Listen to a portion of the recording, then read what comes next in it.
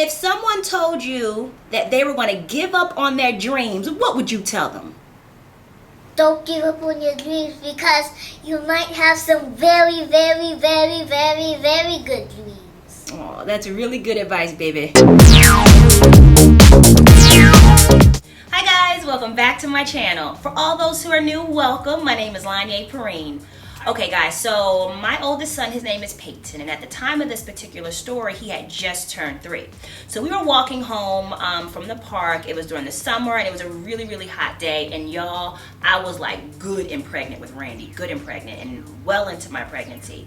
So we're walking towards our apartment building, and Peyton goes, "Mommy, mommy, mommy, I want to go up the staircase on the outside of our building."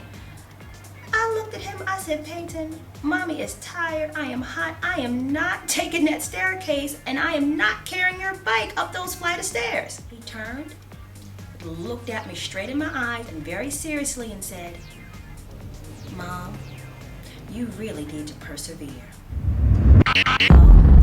Several things went through my head at that moment. The first was, my son knows the word persevere, and he used it correctly at 3.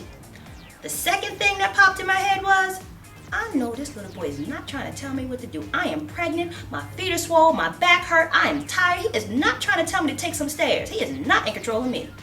The third thing that I thought was, oh my God, my 3-year-old just spoke life to me. So the only thing I could do in response to that, because I was in shock, y'all, I was in shock staring at him like this on the street. So the only thing I could say was, "Boy, get up there, we are taking that elevator." So as we're in the elevator, I had a moment where I was like, oh my gosh, out of the mouths of babes. My son literally just spoke life to me. And it's true. We do need to persevere. And I feel like as a society, when things don't go our way or when we fail, we are so quick to quit and not push forward and give it a try, especially if it's a calling or especially if it's a purpose on our lives. And y'all, we can't live that way. We have to push forward and keep going. So what do we do, guys, when we have failures? Because we all experience failures in life. How do we pick ourselves up and keep going? Well, I think we should do 3 things. The first thing is to step back and look at the situation from a positive light. What did you learn from the situation? Maybe that situation wasn't for you. Maybe the people involved in that situation wasn't for you. Maybe it was actually a blessing that didn't happen for you because you shouldn't have been doing it in the first place. I'm just saying. The point is to learn, to grow, and to move on. It happened. Move on from it. The second thing I think you should do is talk to your Heavenly Father. Get clear direction on what you should be doing next. That way you know that you are walking in purpose. The third thing is, once you've picked yourself up and you're moving towards your dreams, do it with confidence. Do it with power and all the swag that you possess. Basically what I'm saying is believe in yourself.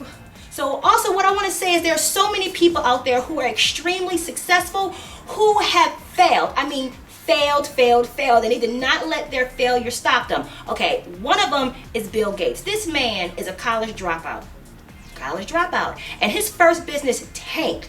But hello, Microsoft. And then you have my girl Oprah Winfrey.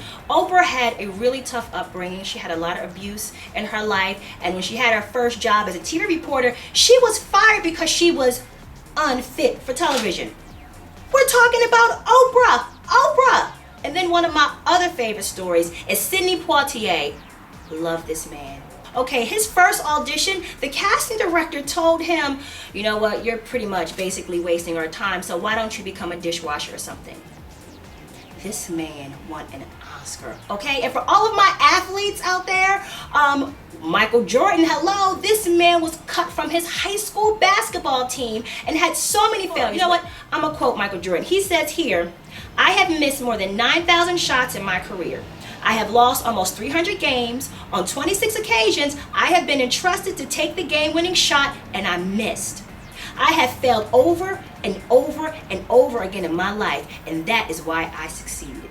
Okay guys, so I hope this video was helpful for you. I hope it was a little extra motivation to keep moving forward with your dreams and your goals, regardless of the failures, regardless of the no's and the naysayers and and all the other things that can potentially stop you from going after your dreams. I hope this was helpful. And guys, please leave in the comments below any tips that you may have on how you move past failure. You never know, those tips may be helpful for me or other people watching this video. So in the spirit of moving forward with one's purpose, I want to announce that my husband and I start shooting our first web series next month. And guys, I am so excited about this web series. It's basically about married life, and yes, it is a comedy.